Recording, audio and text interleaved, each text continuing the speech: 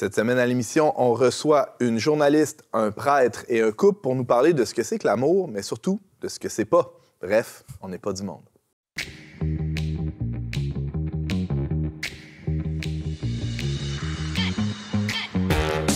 Bonjour à tous et bienvenue à votre magazine Foi et Culture. Ici Antoine Malenfant, votre animateur pour cet épisode consacré à l'amour et au couple.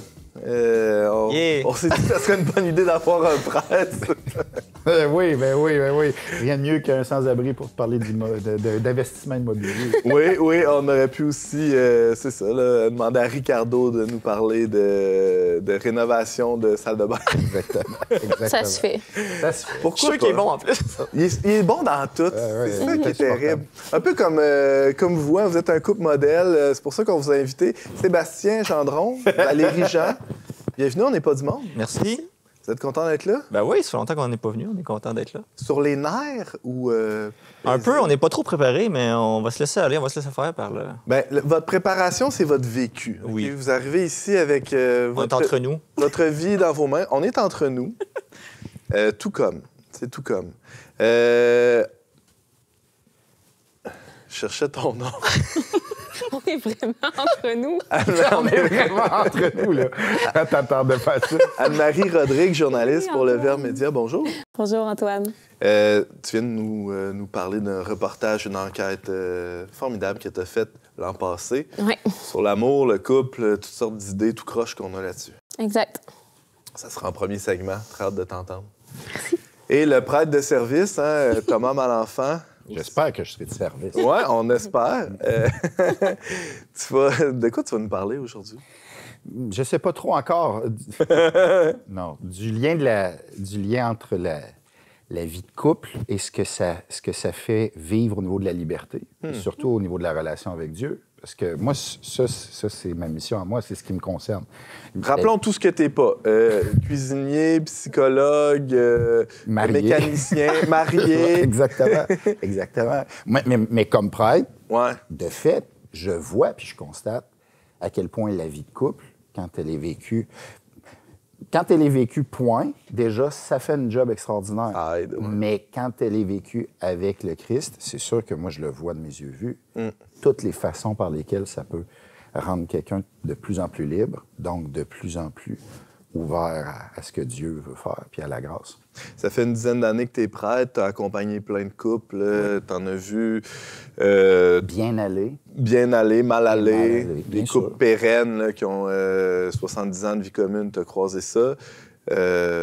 D'autres où ça se termine un peu D'autres moins qui bien. vivent des crises importantes, puis qui les traversent ou qui les traversent pas. Puis mon ministère, ça se vit avec tout ce monde-là. Puis surtout, parce que, encore une fois, je suis pas conseiller de couple, je suis pas psychologue, je suis pas... Ça va être Anne-Marie qui va jouer ce rôle-là aujourd'hui. Exactement. Ouais, c'est à elle de faire semblant. Pour une fois que c'est pas le prêtre qui fait semblant d'être psychologue.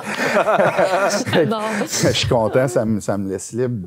Moi, ce qui me concerne, c'est vraiment ce que ça te fait vivre dans ta relation avec Dieu. Bon, on garde ça pour la fin, ça sera le dernier segment, Thomas. Mais tu peux intervenir d'ici là quand même. Libre à toi, on parle de liberté. Étant très à l'aise avec les gens ici, je risque d'intervenir un petit peu trop. Vous vous connaissez, hein? C'est ça. Oui, on travaille ensemble. C'est ça. On se tolère à longueur de semaine. On C'est est ça, dans le problème. la même équipe pastorale. Vous comprenez un peu ce que j'ai vécu pendant 20 ans à la maison, là, quand on était En jeune. fait, non, ils ne comprennent pas. Ah, Un autre type de contrat. bon, ben, sans plus tarder, allons-y avec cet épisode sur le couple.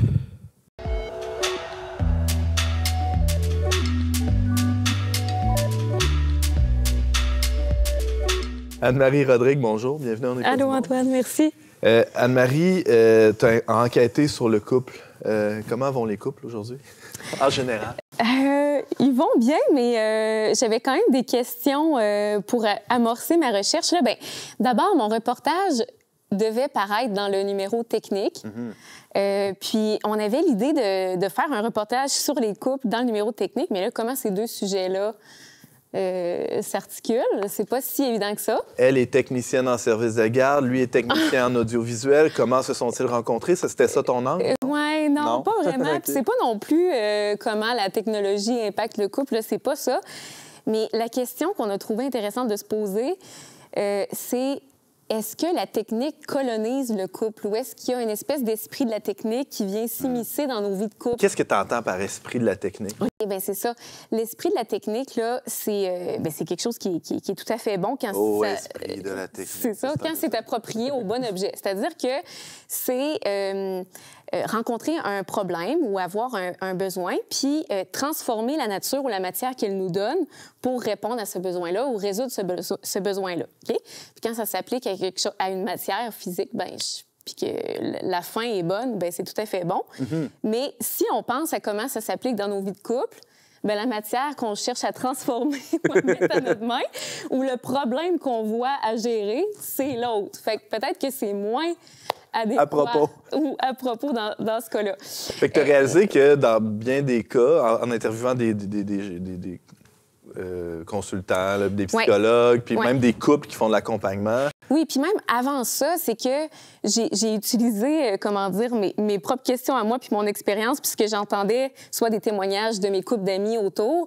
pour répondre à cette question-là. Est-ce qu'on fait ça? Bien oui, effectivement, ça nous arrive tous d'avoir envie de transformer l'autre pour que « Ah, ça serait tellement mieux si tu pensais ça, serait tellement mieux si tu faisais ça, si tu pensais comme moi. » Oui, c'est vrai qu'on est un peu comme ça. Puis après ça, j'étais allée chercher mes couples de témoins. J'ai un couple justement qui parle à partir de leur expérience, un peu comme vous allez faire aujourd'hui.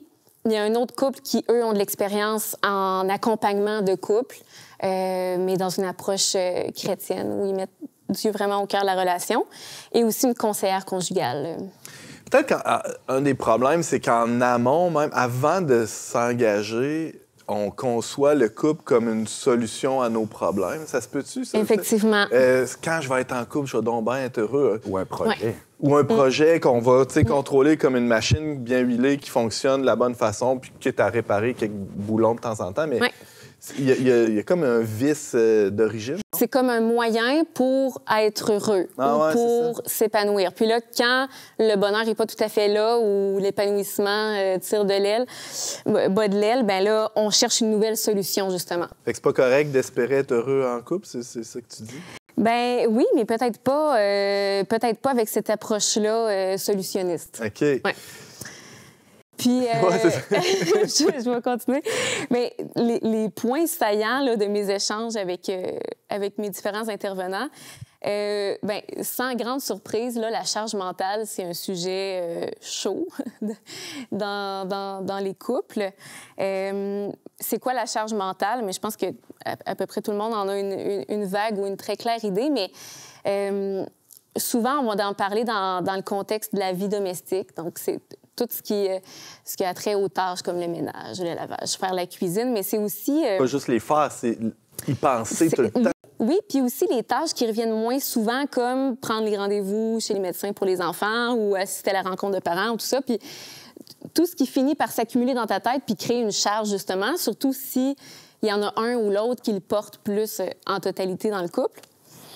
Et c'est ça, c'est un concept qui a été beaucoup popularisé au cours des 10 dernières années, puis qui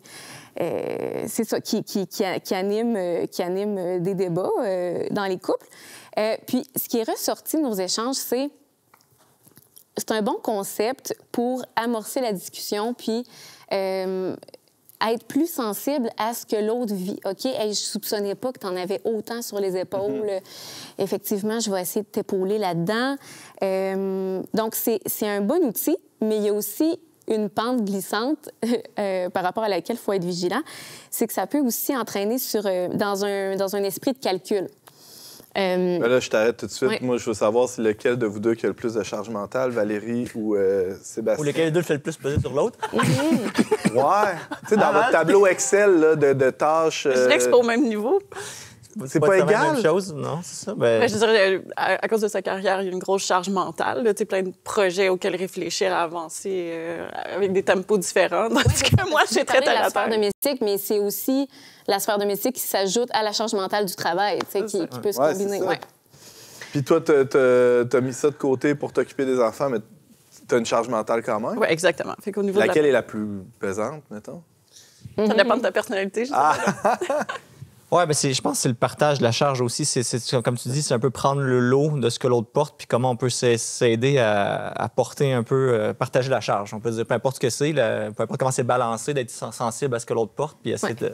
Un enjeu, c'est la communication, c'est avoir le temps de se le dire aussi. Exact. J'imagine, donc, c'est de se donner des temps. Tout à fait, puis... Se le dire calme. C'est ça. Au bon moment.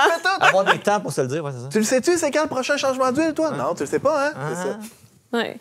Puis aussi, ben Tu le sais pas. Moi, je sais. c'est ça. La charge mentale, c'est différent. T'as toute la charge mentale. J'ai l'impression que j'en ai une aussi, mais c'est pas la même. Oui.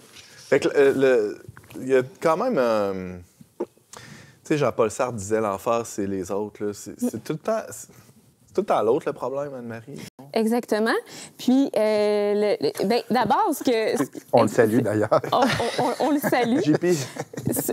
L'enfer, c'est les autres. L'enfer, c'est mon mari, c'est ma femme. Mais ce que mes témoins me montraient, c'est que, justement, c'est chercher une répartition absolument égalitaire des tâches. C'est pas réaliste parce que ça prend pas en considération la situation de vie de chacun ou même les préférences de chacun ou les compétences. Là. Ça se peut qu'il y en ait un qui soit vraiment meilleur, je sais pas, moi, puis qui préfère faire les changements de pneus. Là. Moi, personnellement, je change pas les pneus à la maison. J'en suis très contente. Puis c'est comme ça. Donc, c'est pas réaliste d'une part.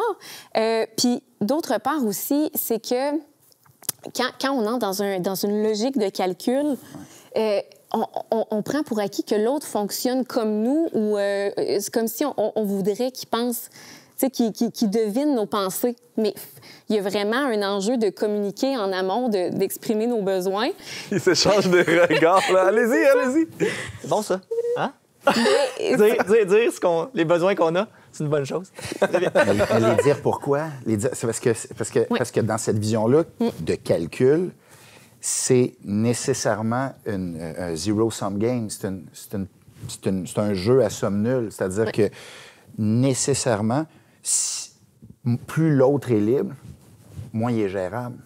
Fait que tu ne peux qu'aller de plus en plus par la violence ou la manipulation vers un conjoint, une conjointe qui est de moins en moins libre. Exact. Parce qu'elle ne peut pas être imprévisible. Il ne peut pas être imprévisible. Il doit fitter avec ce que je veux, mais c'est un couple tyrannique, ça. Puis, ce que sous-tend cet esprit-là aussi, c'est comme si je considérais l'autre comme quelqu'un qui n'a pas à cœur mon bien. Puis que ce qui a vraiment à cœur, l'autre, c'est son propre intérêt, son confort. Mais ça peut pas arriver, ça? Ça peut arriver, mais tu peux pas partir du principe que l'autre... ça a l'air gros, là, mais que l'autre veut te détruire ou qui veut pas ton bien, qui veut juste le Ça a l'air extrême, ce que tu dis, mais cette mécanique de calcul-là amène, là, automatique. On agit sous l'impulsion de cette peur-là, qu'on s'en rende compte ou non. Puis c'est la conseillère, justement, Anne-Christine Pérardel, qui m'en parlait. Elle dit... Je conseille au couple de partir du principe de bienveillance qu'elle appelle. C'est tellement galvaudé, ce mot-là. On n'est plus capable d'entendre. Complètement, mais c'est tout simple. C'est juste de prendre pour acquis que l'autre, si c'est un être normalement constitué, il veut notre bien, puis il veut construire quelque chose avec nous. Ça se peut qu'il soit maladroit dans cette quête-là de notre bien ou qu'il y a des erreurs, qui se trébuchent ou qui se trompent de cible des fois. S'entendre ce que ça veut dire aussi, le bien commun. C'est quoi le bien commun? On a peut-être une conception complètement différente de comment y arriver ou par quel moyen prendre. C'est ça. On s'en parle pas. C'est ça. Puis pour ça, il faut se parler pour déterminer ça, justement.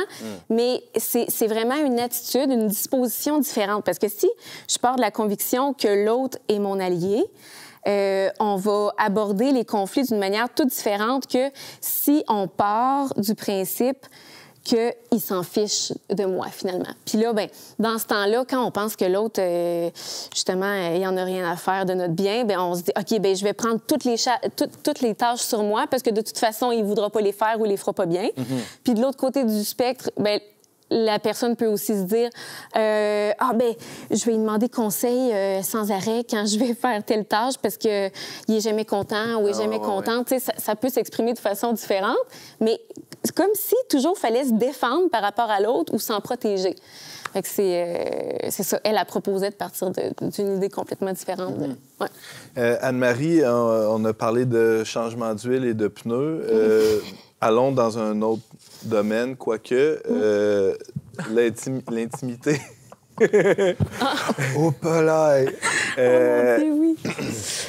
C'est tellement un beau lien. Ah, Non, mais- Ce segway-là. Ouais, je Il est fait, je travaille mes questions. Il est fait. Des fois, c'est ça le problème. Là. Il y a un problème d'intimité dans le couple. J'imagine que tu as exploré ça aussi dans ton reportage, dans ton enquête, à savoir, est-ce qu'il n'y a pas des techniques ou des approches techniciennes de ce type de dysfonction-là ou de problème-là? Oui, bien, c'est ça, dans le fond, c'est que mon reportage, même si je suis allée chercher des intervenants, puis même une experte, une conseillère conjugale, ça vient un peu à montrer que la recherche tout le temps d'une réponse experte ou d'une solution peut venir ajouter une couche de problème sur le problème qui est déjà existant. Fait que tu cherchais des experts qui allaient dire que les experts, c'est pas le bout de la patente nécessairement. C'est ça, c'est spécial un peu. Ouais. Mais T'en as trouvé quand même. Mais ouais, c'est ça. Beau défi. Beau défi quand même. Mais la conseillère me partageait justement que parfois, dans un problème d'intimité, quand un couple vit des difficultés à se connecter au niveau affectif, au niveau sexuel, tout de suite, on va chercher à venir pallier, soit par en pimenter. Oui, exactement. OK, ça va vous prendre des jouets, ça va vous prendre des techniques, vous allez pouvoir prendre un cours pour mieux... Prendre de l'argent, en tout cas. C'est ça. Puis là, il y a un gros market. Mais tu sais, pour vrai, sur les réseaux sociaux, il y a tellement de choses annoncées là-dessus. Alors qu'il y a comme un problème au niveau de l'intimité plus profonde. Parfois, ce qui va s'exprimer comme une distance au niveau sexuel... C'est symptomatique de C'est symptomatique, ouais. des conversations qui n'ont pas lieu depuis longtemps puis qui ont besoin de... Puis le lien qu'on fait entre les deux sujets, là, il est là quand même. On dissocie des fois l'intimité versus la vie courante, mais tout est relation, tout est recherche de communion. Puis quand je fais l'aspirateur, est-ce que je le fais juste pour stacher une tâche ou pour faire plaisir à ma blonde? Ou si je le fais parce que je construis quelque chose dans ma relation, dans mon foyer? Puis que tout ça, c'est interconnecté, puis c'est un travail de longue haleine de tous les jours, de garder un climat qui est favorable, puis de prendre soin de l'un puis de l'autre. Puis même, moi, je me rends compte... Qui va se refléter jusque sous la couette. Là. Oui, puis une grosse différence que ça fait quand je le fais juste pour le faire parce qu'il faut le faire, puis quand je prends le temps de me mettre de la musique, puis je le fais pour moi aussi. Tu sais, quand je fais la vaisselle le soir puis j'ai pas le goût, puis je décide que ça va être un moment particulier où je vais me faire du bien à moi aussi, ça change complètement tout. Parce qu'on vit dans un monde où on peut constamment passer d'une chose à l'autre, puis voir notre vie passer sous nos yeux. Oui, puis subir ce que tu as fait. Oui, exactement, c'est ça. Puis quand tu subis ce que tu as fait, à l'autre après. tu le mets sur une liste automatique. C'est clair. Ça va se payer maintenant, c'est sûr. Un passif. Là, C'est pas la gratuité dans on est dans le calcul. C'est ça. Puis ça peut-tu aussi... Est-ce que ça peut... le fait que tu aies trouvé quand même une certaine gratification là-dedans, ça fait que tu... Dans l'intimité, après, tu n'es pas en constante recherche de ta propre gratification, mais plutôt de celle de l'autre. Puis de nourrir ta sensibilité, dans le fond, de plein de manières, tu sais, pas juste quand tu es au lit, mais que toute ta vie, dans le fond, est un rapport à soi, aux autres, puis une façon saine de s'habiter soi-même. Puis après, c'est que si tu es stressé toute la journée puis tu arrives au lit le soir, tu sais, je veux dire, c'est comme, c'est pas... Ça va être super, hein? C'est d'accepter aussi des fois que les besoins de l'autre, ils sont un peu mystérieux pour nous, mais, tu sais, par exemple, je sais pas, moi, j'aime ça quand l'évier est bien propre dans la cuisine, puis mon mari, ben lui, c'est comme, c'est pas grave, là, s'il reste quelques garnottes de restant de souper, mais même si ça le dépasse, que ça soit si important pour moi, ben c'est comme, s'il n'y a pas besoin de comprendre pourquoi c'est si important, il le fait parce que... Pour toi? Pour moi, c'est ça. C'est comme, tu sais, que tantôt, on parlait de rechercher le bien, mais des fois, le bien, il est au-dessus de tout ce que je comprends. Ou, tu sais, ma femme m'a fourni un bon argumentaire de pourquoi ce serait important que je passe la balayeuse autour. Un cahier de charge très clair avec des arguments. C'est ça. C'est comme, par amour, il y a une espèce de gratuité dans le geste aussi, là. On rêve tous du couple parfait. Anne-Marie, on en voit tous les jours sur les réseaux sociaux des couples parfaits. Hein, c'est donc bien beau. Ça existe-tu, cette affaire-là? En as-tu déjà rencontré? C'est correct de rechercher cette perfection-là? Je pense que la perfection ne doit pas se rechercher dans dans ces apparats-là ou dans cette image superficielle-là, mais ça doit commencer par une conversion intérieure. Là, Anne-Martine et Josée qui accompagnent des couples, justement, ils sont engagés dans la communauté du Chemin Neuf, puis ils me parlaient comment leur foi, leur vie de foi, puis ils le voient dans les autres couples qu'ils vivent aussi. Bien, c'est sûr que la foi, ça commande une espèce de posture d'humilité, là, parce que Dieu, on finit jamais de comprendre à quel point c'est grand. On est devant un mystère. Puis l'autre avec qui on partage notre vie est aussi un mystère. Donc, la conversion commence par accepter que je ne contrôle pas l'autre, qu'il est libre, justement, comme tu disais, puis que je peux pas tout prévoir, je peux pas le mettre à ma main. Donc, il y a toujours des aspects de lui qui m'échappent. Puis l'humilité aussi, ça mène à prendre ses responsabilités, puis plutôt que d'imputer à l'autre que les gaffes ou les défauts que je fais, ben c'est de sa faute. Ben mettons, je manque d'autonomie dans la maison parce que tu me fais sentir incompétent. Bon, mais tu peux dire, hey, pardon, je manque de soutien ou je manque de, je vais essayer de prendre les choses plus en charge. Puis en même temps, tu peux exprimer ton besoin. Hey, j'ai besoin de sentir que tu me fais confiance. Fait que cette posture d'humilité-là, c'est vraiment, est là la conversion du regard. Puis il y a une expression qui venait d'un des couples, là, pas tant chercher le couple parfait, mais plutôt se mettre à genoux pour être un couple qui regarde vers un idéal plus grand, qui regarde vers Dieu dans cette perspective de foi-là. Donc, voilà, c'est une alternative, en tout cas, à chercher à mettre l'autre à sa main. Oui, c'est ça. Mettre l'autre à sa main, d'ailleurs, c'est une image qui est reprise dans le titre de cet article-là, ce reportage-là que tu signes. Anne-Marie, qui s'appelle « Comment cesser de traiter son partenaire comme de la pâte à modeler ». C'est tellement beau, c'est tellement vrai. Paru à l'automne 2024. C'est long comme titre, mais c'est bon, un titre à rallonge des fois. C'est disponible sur leverbe.com. Je vous invite à aller lire ça sans plus tarder. Merci, Anne-Marie. Merci.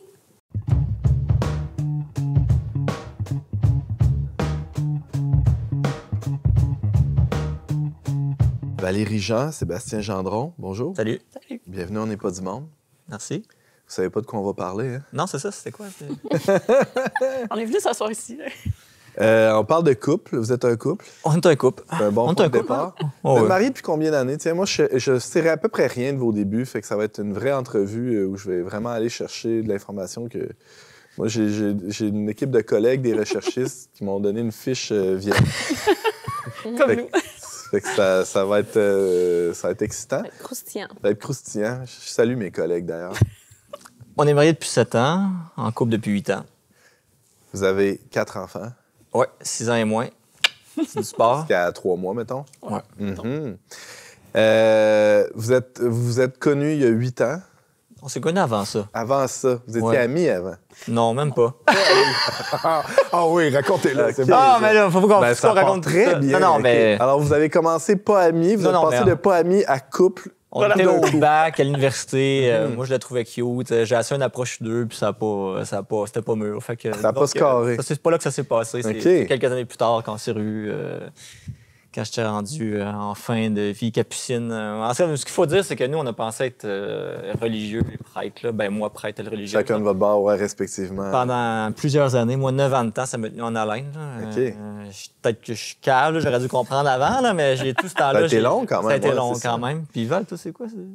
Ben moi, je faisais un discernement avec les prêtres à qui je disais que je voulais être religieuse. Je me disais, ben je suis désolée, ma petite, mais je pense que t'es appelée au mariage. Elle était pas heureuse de ça, là? Fait que là, à la fin, je me disais, ben faudrait que je t'écrive une annonce dans le journal, religieuse, cherche prêtre. Puis c'est là qu'il est arrivé. Oh mon Dieu. Fait que t'allais voir un autre prêtre pour avoir un autre avis. Finalement, il disait toujours la même chose. Oui, exactement. C'est brillant, ça. Oui. Puis t'as fini par comprendre quand et pourquoi. Bon, on s'est recroisés dans la rue, puis... Vous êtes mariés le lendemain. Pas tout. Puis j'ai commencé à assister à des conférences sur la méditation qu'ils donnaient. Puis à la fin, je restais, puis on discutait justement sur c'était quoi la différence, les différences entre la méditation et l'oraison. Puis on a commencé à construire une relation autour de cette question-là. Question théologique. Gros débat. Et philosophie. OK, je connais pas beaucoup de couples qui sont nés de questionnements théologiques. Là. C'est quand même du bon stock, là, je trouve. C'est une belle histoire. Ouais, ben nous, on est, Est-ce que vous avez... pas mal tout le temps là-dedans, là, je te dirais. Là, Encore la aujourd'hui? théologie, Ouais, encore aujourd'hui, je veux pas qu'il pastorale, médite. Là. Non, Mais ouais, ça nous tient. Là. Ben nous, en fait, ce qui nous a toujours réunis, c'est Dieu, en fait. Là, on va le dire clairement. Là. Ils nous envoyaient des textos puis ils disaient « Mariez-vous ». Ouais, c'est ça. C'est devenu... Ben moi, dans mon discernement, j'ai pas eu la confirmation que je me marie avec elle. J'ai pris plein de moyens pour me faire dire non, puis il n'y en a aucun qui a fonctionné. Fait que j'en ai déduit que c'était ça, finalement. Par élimination. Par élimination, j'ai dit, personne ne me dit de pas le faire. Moi-même, Dieu me dit de pas le faire. Fait que à force de les accumuler, j'ai dit, ben c'est ça. J'ai dit, ça y est, c'est elle. Mais avez-vous déjà été attiré un envers l'autre? Oui. Ou, non, mais c'est important. Ben, ça a duré un temps. Ça a duré un temps, mais rapidement, comment dire, il y a un adversaire dans la foi. Il y a un adversaire dans la foi qui s'est mis qui est entré en ligne de compte. Puis c'est juste que, tu sais, quand tu es chrétien, tu rentres dans le baptême, l'engagement, c'est devenir un avec Dieu. Ouais. C'est te transformer intérieurement de ça. Puis il y a un zozo qui, lui, veut te mettre des bâtons dans les roues, puis il veut tout faire pour que tu y arrives, ou que tu n'y arrives pas. Puis nous, ben, il y a eu de ça dans notre vie, puis on a eu des moments des années plus difficiles. On a eu la vie de famille, ça n'a pas toujours été simple, la vie de couple non plus. Mais ce qui nous unissait au départ, c'était Dieu puis la mission. On voulait s'engager pour la mission, ça c'était clair. On voulait travailler ensemble en Église. Puis on était chanceux parce que dès après notre mariage, quelques mois plus tard, on a trouvé un job dans un diocèse reculé, les deux dans la même équipe. Puis après ça, on a trouvé un autre job avec Thomas dans Bellechasse et de Chemin. Fait que Dieu a été fidèle là-dedans. Puis on a grandi, puis c'est ça, tu sais, moi, je réfléchis des fois au père de l'Église, tu sais, qui disait que quand tu t'en vas dans le désert tout seul, tu vas au corps à corps avec l'ennemi, tu sais, mais pour pouvoir faire ça, il faut d'abord que tu passes par la vie communautaire où l'accusateur passe par tes frères. Tu sais, puis c'est plate, mais le mariage, c'est un peu ça, des fois aussi, une pareil. Vie communautaire où l'accusateur, l'ennemi, c'est ton conjoint, tu sais. T'as pas de chambre privée. À la différence de la vie monastique, où là, t'as vraiment un temps de recul. Oui, puis fait que nous, tu sais, c'était l'enjeu, c'était clair. Il y a le divan du salon où tu peux aller coucher quand même. Comme en ce moment avec le cododo, là, effectivement. Là. Mais tu sais, l'engagement, c'était clair que c'était ça. Tu sais, tu veux être sainte, je veux être saint. Dieu nous met ensemble pour ça. Fait qu'on va s'aider dans ce chemin-là, puis c'est ça qui se passe. Dieu est fidèle. Il fait vraiment ce qu'il faut pour qu'on se sanctifie, puis d'une année à l'autre, on s'aime de plus en plus. Notre intimité grandit. OK. Bon, ça, c'est intéressant parce que on va déconstruire la déconstruction de l'idée qu'on se fait de l'amour puis du mariage, là, parce qu'il y a une idée de conte de fées, de Disney, où le mariage, c'est le point culminant de la vie conjugale. C'est-à-dire le jour du mariage, pas le mariage comme institution. Et tout il y a une montée vers ça, puis après, ben, il va y avoir un lent et long, ou des fois abrupt, déclin de... Sur beaucoup d'enfants. Et sur beaucoup d'enfants, ou pas, tu sais, puis là, cette passion-là, cet amour-là s'estompe. Disney Cloval, t'écoutais ça quand t'étais jeune? Oui. Vas-y. Il n'y a pas de question au bout de mon commentaire. Ah, d'accord. Mais non, mais il n'y a pas de réponse au bout de... Vous semblez avoir eu un cheminement, ma foi, légèrement différent. Non, mais cette mentalité-là est très forte là, aujourd'hui. Là. Ouais. Puis moi, je m'en suis rendu compte parce que je connais beaucoup de gens qui ont été dans la foi, qui étaient fervents, qui étaient célibataires, puis qui se posaient la question du sacerdoce ou de la vie religieuse. T'sais. Puis ça, c'est vraiment un choix radical. Là. Tu renonces à ta sexualité, tu renonces à la vie conjugale, à la famille. Ça, c'est un choix très clair pour Dieu. Tu dis, quand tu rentres là-dedans, je ne sais pas dire que tu deviens pas tiède avec le temps, mais tu rentres avec une certaine ferveur là-dedans, en général. Radicalité, ouais. Mais moi, ce que j'ai vu, puis je l'ai vu en dedans de moi, quand j'ai vu que c'était pas ça, puis finalement, c'était le mariage, il y a quelque chose en dedans de toi qui fait comme « Ah ouais, ma vie, c'est le mariage. Ben correct, je vais apprendre ma blonde, puis je vais avoir ma vie heureuse. » Puis tu sais, puis pernicieusement, la vie de couple, ça apparaît pas comme le choix que Dieu... l'option que Dieu t'offre pour radical pour devenir qui t'es appelé à être vraiment, là, dans ta liberté. Là. Puis ça, on le voit pas assez parce que souvent, le couple, ça devient comme un buffet qu'on met sur la table puis les deux se serrent dedans. T'sais. C'est comme on met ça en commun puis chacun va prendre son bout là-dedans puis on va trouver notre accommodement. Jusqu'à épuisement des stocks. Jusqu'à épuisement des stocks, exactement. C'est comme si c'était une vocation, oui, qui avait de la valeur, mais... Moindre. Oui, c'est ça. Puis c'est un chemin de sainteté, oui, mais moins radical, alors que c'est extrêmement exigeant, là. Exact. Oui, mais pour le commun des mortels, qui n'a pas une foi aussi intense que vous, il y a quand même quelque chose qui nous appellent, là, on veut vivre... on le disait un peu tantôt, il y a une idée du bonheur qu'on se fait qui est dans une vie de couple harmonieuse et heureuse, mais vous avez fait les choses un peu à l'envers. Vous avez commencé à dire, là, on va faire ça parce que Dieu nous appelle à ça, puis on va essayer de devenir heureux à travers ça. Je caricature un peu, mais j'aimerais ça t'entendre, Valérie. Ben, pour ma part, c'est pas une caricature du tout, mais en fait, j'ai l'impression que dans toutes ces... Je m'excuse. Ben, ça a comme été un chemin d'humiliation dans le bon sens du terme pour moi. Parce pour devenir plus humble. Oui, il a renversé toutes mes idées sur à peu près tous les sujets que j'avais dans ma vie. Donc, ça s'est fait au cours des années, justement, la radicalité de la vie religieuse, le fait que quand tu es dans une famille, tu choisis le monde, puis la bonne vie, alors que ça a été tout à fait l'inverse, parce qu'avant d'être avec Sébastien, j'avais quand même une petite vie bien... Je m'étais fait ma propre petite vie monastique d'une certaine manière, puis j'étais déjà comme une vieille fille qui avait sa routine de prière puis de vie dans le monde. Mais veux pas, tu l'as choisi, ta petite vie, tu sais, puis ton horaire, il fait quand même ton affaire, même, puis ton petit sacrifice aussi, tu sais, il la donne bien là, puis pas à 3 heures du matin quand ton enfant écrit pour la 10e fois de la nuit, tu sais. Donc, voilà, tu sais, par différents chemins, il m'a humiliée, puis il m'a rendu meilleure, puis il m'a... Je sais pas où je pourrais continuer, mais il y a plusieurs choses à dire encore. Je devrais réagir, Anne-Marie. Je suis d'accord avec ce que tu entends. Tu vis ça dans ton couple. Jérémy n'est pas là pour... Ben non, mais moi aussi, ça s'est posé dans ma vie, la question de la vie comme consacrée. Puis j'ai discerné ça pendant un certain temps. Puis c'est vrai là, que ça apparaît comme un chemin plus clairement tracé où... le don à Dieu va être total. En tout cas, il y a comme quelque chose de plus clair. Puis dans la vie conjugale, je dirais que il faut se le rappeler plus souvent. Il faut comme prier ensemble. Il faut prendre plus de décisions. Puis oui, les sacrifices, ils te ramassent d'eux-mêmes dans le détour. Tu sais, t'es pas casés le jeudi après-midi à 3 heures. Là. C'est ça. C'est quand ça se présente. Puis c'est comme... Tu peux vraiment le vivre en bougonnant ou si tu t'acceptes, puis OK, oui, c'est bon. Puis je veux dire, quand il y a un enfant, une naissance qui se présente aussi, une vie nouvelle, tu peux là, comme être secoué, mais tu peux aussi, à un certain point, dire OK, oui, je l'accueille, puis ça l'élargit, puis ça, il y a un bonheur incroyable là-dedans. Là. Mais c'est pas confortable, ça? Mais c'est pas confortable, mais c'est sublime, c'est vraiment, c'est beau. Dans le mariage, tu peux moins te cacher que je pense que dans une vie communautaire où chacun peut avoir une vie commune, mais où chacun se garde un peu une part à soi. Un jardin secret. Mais en couple, là, essaie de garder des bouts à toi, là, c'est pas évident. Là, puis c'est pas conseillé non plus. Là, fait que là, il y a un niveau de vulnérabilité puis de nudité, j'ai envie de dire, le spirituel, là, dans le sens que tu sais, c'est ça pareil, t'es nu devant l'autre dans le couple. Tu peux pas... Fait que dans le fond, il y a un niveau de radicalité qui est des fois même plus grand. J'ai envie de dire, il faut pas mettre un ordre hiérarchique entre les vocations. C'est différent, c'est des modalités différentes, mais c'est pas moins exigeant, c'est pas moins grand comme appel le mariage que d'autres vocations.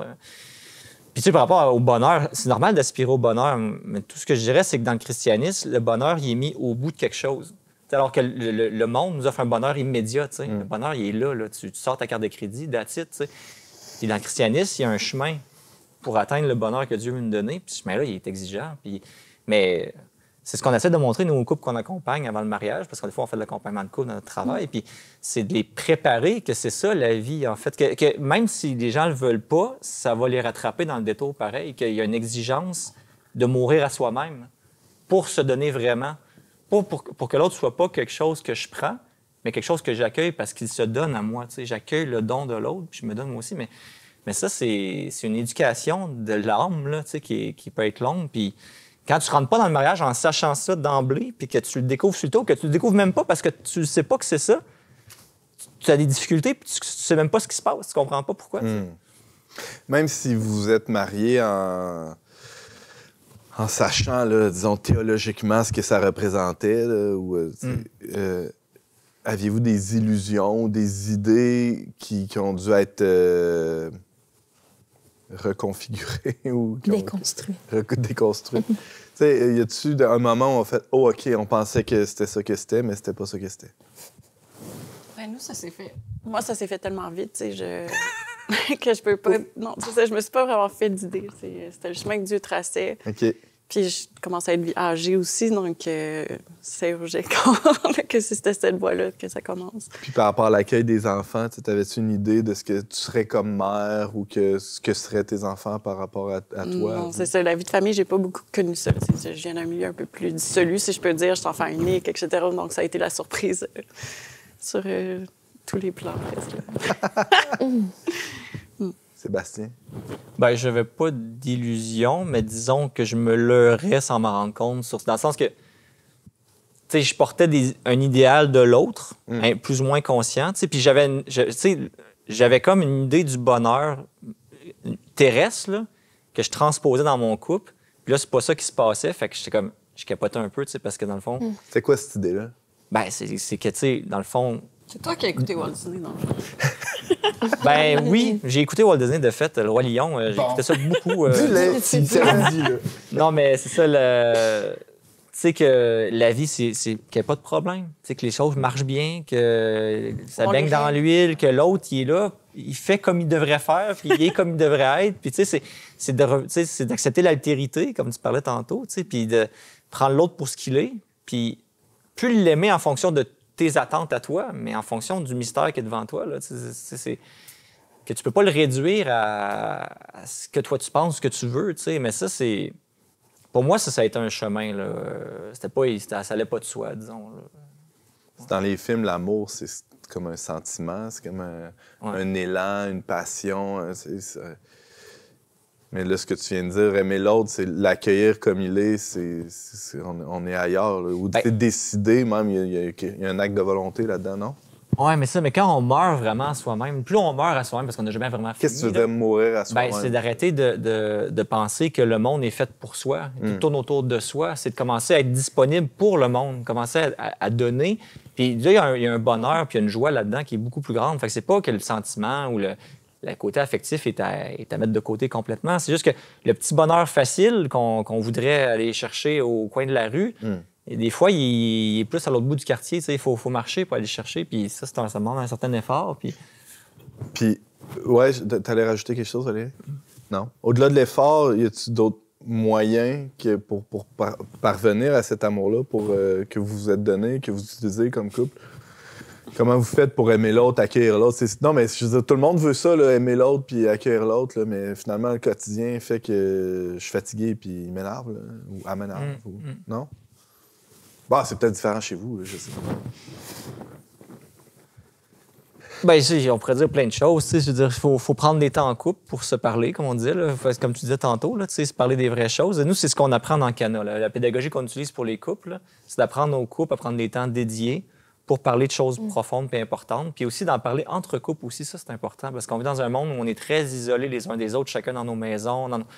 Puis, tu sais, il manque de lieux où on peut se regarder vivre les uns les autres. Parce que ça fait du bien, des fois, de voir que d'autres personnes vivent des choses similaires ou des choses différentes, mais qui le vivent différemment puis à leur manière. Fait que, tu sais, c'est...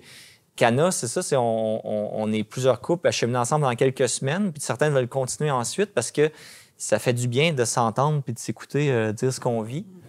Puis après, je pense que c'est la vie spirituelle de chacun, comment je nourris ma vie spirituelle, quels moyens je me donne pour avancer, pour me dépêtrer de ma nature un peu égoïste, justement. Tu sais, qu'est-ce que je prends comme moyen, moi, pour être plus libre, plus épanoui, plus... Moi, j'ai toujours senti Dieu qui était entre nous, qui nous encourageait, qui nous amenait à avancer, à continuer, puis à nous aimer, mais pas au niveau, justement, sentimental. C'était pas là que ça jouait d'abord. Même si je reconnais ses qualités et qu'il reconnaît les miennes, il y a quelque chose qui a fait en sorte qu'on n'arrivait pas à s'arrimer complètement, puis à être comme dans les films. Mais quand même, on était capable d'admirer, je pense, quand même, certaines vertus chez l'un et l'autre. Puis Dieu continue à être là. Puis mais de plus en plus, on dirait, les efforts qu'on a fait, les transformations intérieures qu'on a vécues avec les années font en sorte que là, on peut s'approprier. Cet amour-là devient de plus en plus intérieur à nous puis naturel.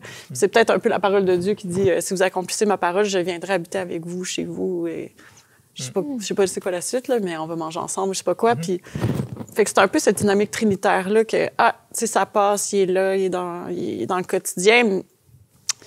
Puis Mais j'y crois que de plus en plus, on va... Puis on se l'est dit dès le début, on y croit que nous, on n'est pas comme les couples standards, qui c'est la passion au début, puis ça va péricliter au fur et à mesure, dans le pire des cas, ou la plupart du temps. Mais que nous, ça va grandir avec le temps, justement, parce qu'on va devenir meilleurs, entre guillemets, là, avec toutes nos pauvretés. Il y a une fille bien simple dans les chemins de couple qui dit « Les passes, ça passe. » Les passes de couple, ça passe. C'est une passe. C'est une passe. Tu sais, il y a des passes. Dans la vie, il y a des passes. Puis nous, on en a eu une qui a été relativement longue, mais on en sort, puis on en sort grandi, puis plus heureux, puis plus libre.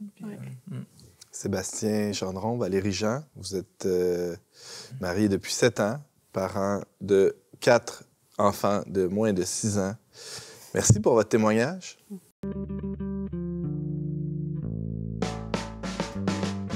On n'est pas du monde est une émission produite par l'équipe du magazine Le Verbe. Pour vous abonner gratuitement et recevoir 8 numéros par année, visitez leverbe.com/abonnement. Par Thomas Malenfant, prêtre du diocèse de Québec, modérateur de la mission Bellechasse et de Chemin, grand frère de ma personne. Bienvenue, on n'est pas du monde. Merci. Ça fait plaisir d'être là. Thomas, on l'a dit d'emblée là, au début de l'émission, il n'était pas question de te faire venir comme intervenant conjugal, accompagnateur de vie conjugale. T'es pas ça.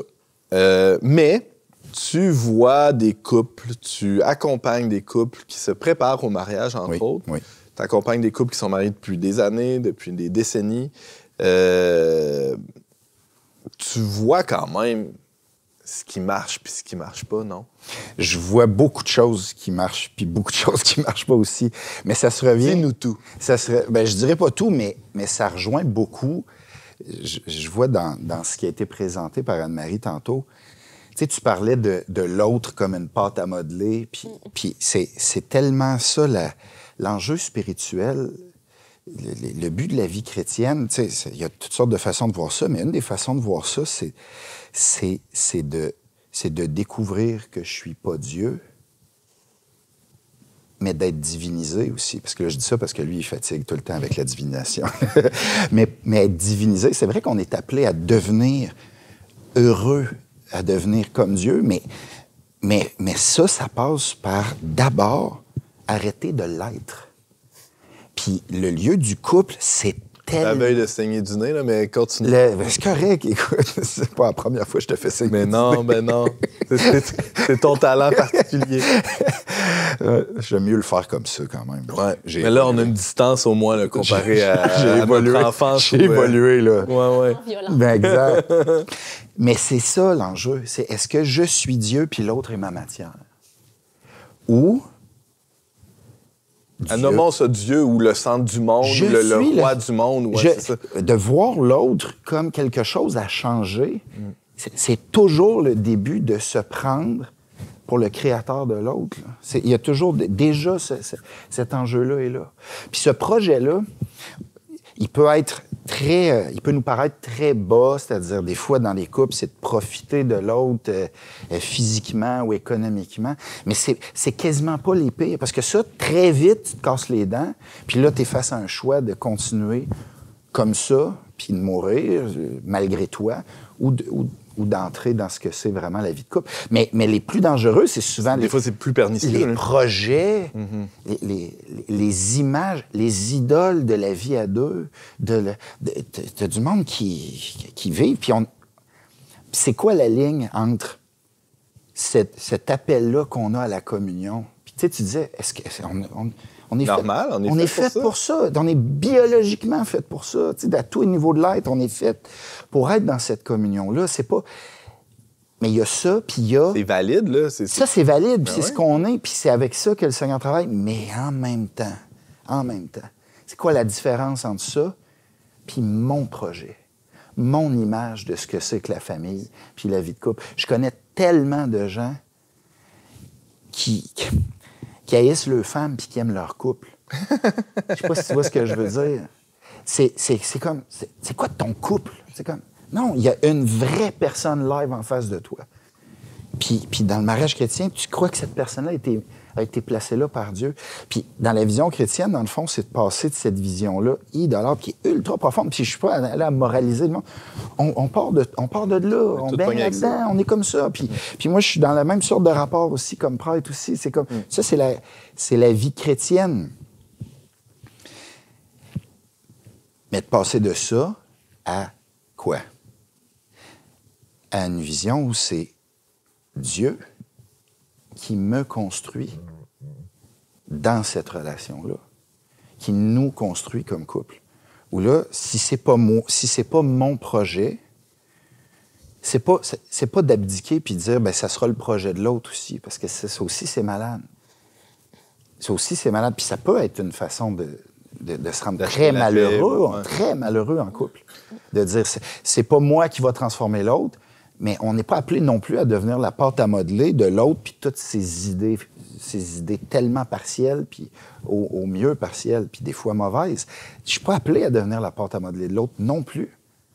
Mais on est tous les deux appelés à être la matière de ce sacrement-là. Notre liberté, dans le fond, c'est nous. C'est ta liberté, puis ma liberté. Parce que moi, je suis un prêtre. Moi, qu'est-ce que je fais? Je fais des sacrements. Les paroissiens me le rappellent régulièrement. Je suis fait pour faire des... Mais c'est quoi un sacrement? C'est ça. C'est Dieu qui prend une matière, puis qui, avec une parole, la change, cette matière-là. La surcharge. Elle devient... Cette matière-là, en restant ce qu'elle est, elle devient quelque chose d'autre.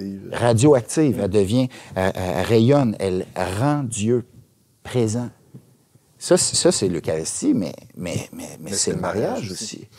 Thomas, tu prépares des couples au mariage. Il y en a qui ont une vie de foi active là-dedans. Il y en a qui ça les intéresse plus ou moins, mais ils trouvent que c'est une église, c'est beau, puis ils ont raison. Ouais, mais ça, j'ai plus le temps. C'est pas que je veux pas. Là. Ah, OK. Mais, ça arrive moins. Mais une des grâces qu'on a de la pauvreté de nos paroisses, c'est que de plus en plus, on n'a pas le choix de choisir. Comme pasteur, avec quel couple je suis prêt à passer du temps. Puis ça, on est de plus en plus explicite dans notre paroisse. Le critère, c'est un désir sincère de vivre le mariage. C'est juste l'ouverture à ça. As-tu envie que ça devienne ça? Ça t'intéresse-tu que ton couple devienne quelque chose de plus grand que juste vous deux? Soyons clairs, tu fais pas juste accompagner des couples qui sont des bons petits catholiques parfaits. Là. Ben non, c'est ce que tu es en train de dire. Ben non, il y a des couples qui se pointent, qui sont à côté depuis 15 ans, qui ont des kids, puis arrivent avec tout leur vécu. Puis dans ce vécu-là, il y a de tout. Ils ont déjà, mystérieusement, le Seigneur n'a pas attendu le sacrement pour les travailler l'un avec l'autre. Voyons donc. C'est quoi ton rôle dans cet accompagnement-là qui précède le mariage? Mais il y a les deux. C'est de commencer à révéler dans ce qu'ils vivent déjà qu'est-ce que Dieu a préparé.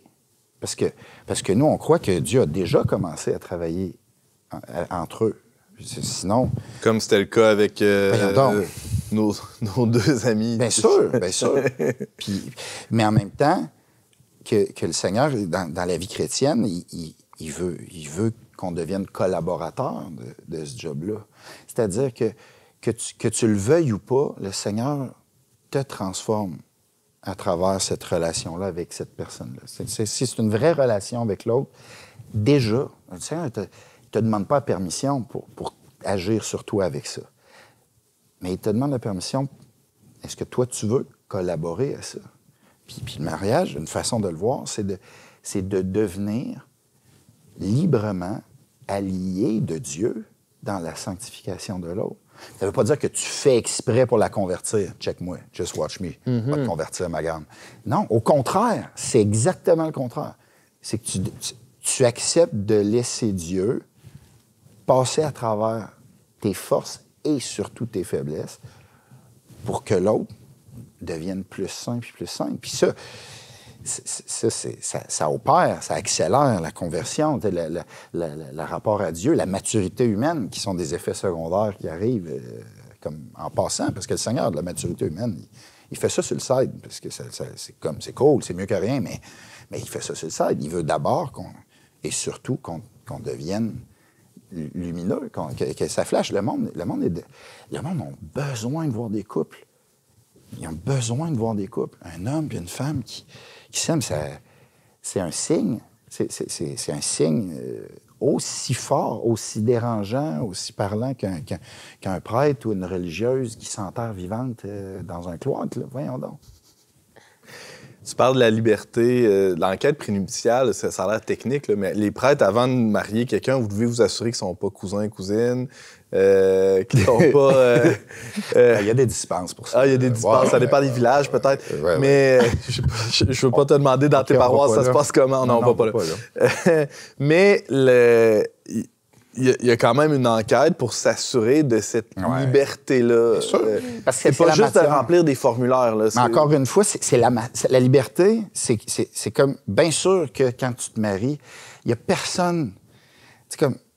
Si pour qu'un mariage soit valide, s'il fallait que les gens sachent vraiment, pleinement, consciemment, librement dans quoi ils s'embarquent, il n'y en aurait un mariage valide sur l'histoire de l'humanité. Ma femme, puis moi, mon épouse et moi, on s'est mariés de manière tellement insouciante. C'est formidable. Je m'en rappelle, c'est vrai. T'étais là. Je veux dire, on avait la couche aux fesses, les deux encore. On comprenait rien à rien. On comprenait rien à ce qui se passait. Bien sûr. Moi, j'étais... pas là, elle, je sais pas trop était où, mais tu sais, c'est valide quand même ou est-ce qu'on était vraiment libre, Thomas? Mais c'est ça, dans le fond, l'enquête prénuptiale, c'est de dire, Je peux dire tout ça parce que je sais qu'elle écoute pas les émissions. On la salue pas, d'abord. Non! Sinon, oui, mais là... Non, on l'aurait salué, mais on la salue pas parce qu'elle l'écoute pas. Excuse-moi. La matière, dans le fond, tu sais, c'est un peu ça. C'est comme... Est-ce qu'il y a cette liberté-là? Parce que si elle est absente, c'est toute la différence qu'il y a entre un peu de liberté. L'enquête est là. Y a-tu de la liberté? C'est 0-1. Après, y en a-tu assez? La réponse est toujours non. Ouais. Il n'y en a jamais assez de la liberté, mais y en a-tu? C'est-à-dire, qui dit oui? C'est-tu toi qui dis oui? Ou c'est quelque chose, c'est une contrainte, c'est une contrainte externe. Externe ou interne. Fait qu'on pose toutes sortes de questions dans cette enquête-là, puis c'est vraiment... Comme quoi, donne-nous ben, c'est sûr qu'on demande les degrés de parenté, mais ça, je leur dis toujours, les gens, quand ils sont mal à l'aise, je leur dis, inquiétez-vous pas, la question est dans le formulaire, c'est parce que c'est arrivé assez souvent de fois pour que ça rentre dans le formulaire. Que ça les met tout de suite à l'aise. Oui, c'est ça. Est-ce que vous avez déjà un engagement? Ça, c'est être libre ou pas. Puis ça, les gens, ils pensent que c'est bon juste pour le jour du mariage, mais tu sais, c'est une question qui est bonne à continuer de se poser. T'es-tu libre dans le sens de pas déjà pris? Puis est-ce que tu restes libre? Parce que ce oui-là, il commence à se dire le jour du mariage. Mais c'est pas une fois pour toutes dans le sens où... Oui, mais il doit être renouvelé quand même chaque jour. Mais oui. Est-ce que t'es toute là? Est-ce que t'es toute là dans le sens, est-ce que t'es tellement pris ailleurs, que ce soit par une autre femme, un autre homme, ta job, tes loisirs? On avait un super monsieur, le colonel Rifou, qui a fait un speech. Il est venu parler aux parents. C'était vraiment bon. On a fait ça dans la paroisse. Puis il parlait des gars qui passent le semaine à la job, puis quand ils arrivent le samedi, ils vont jouer au golf. Puis là, t'as rien compris. Là. Il y aura un temps pour le golf, là, quand tes kids seront élevés, puis tu iras jouer avec ta femme. Hein.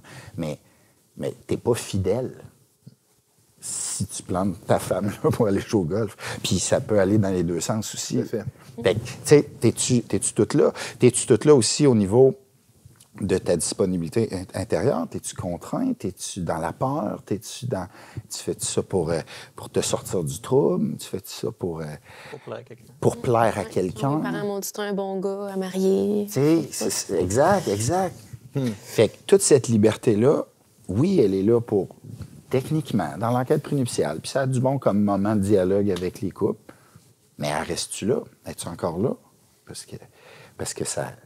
C'est appelé à ça aussi. Oui, le oui, là, on dit, le oui, il faut se dire oui tous les jours. Oui, quoi? Oui, quoi?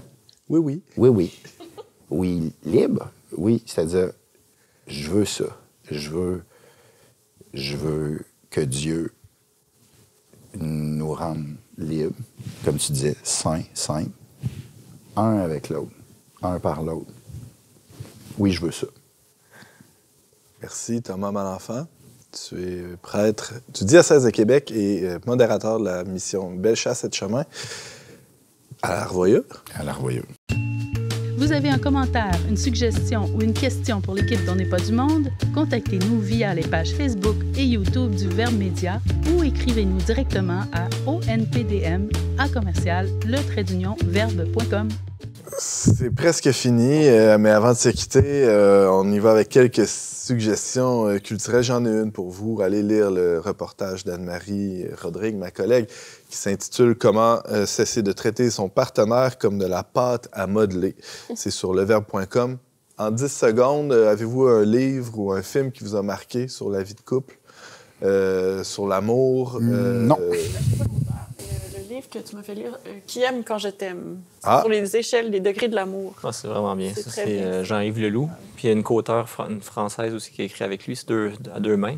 C'est vraiment très bien. C'est très poétique, très théologique en même temps. Là. On va trouver la référence puis on va la mettre sur nos réseaux sociaux. Comptez sur nos recherchistes qui travaillent très fort. Là. Je me reprends un peu. C'est déjà tout pour cet épisode. Je salue d'ailleurs nos recherchistes James Langlois, Marie Laliberté et Frédéric Bérubé. À la régie, il y avait Marianne Martin qui n'était pas vraiment dans la régie parce qu'elle réglait des problèmes de son en dehors de la régie, mais il y avait aussi Barthélémy Rieux qui, lui, était vraiment dans la régie. Bref, il y avait du monde partout sur le plateau. Et on se dit à très bientôt pour un autre épisode d'On n'est pas du monde.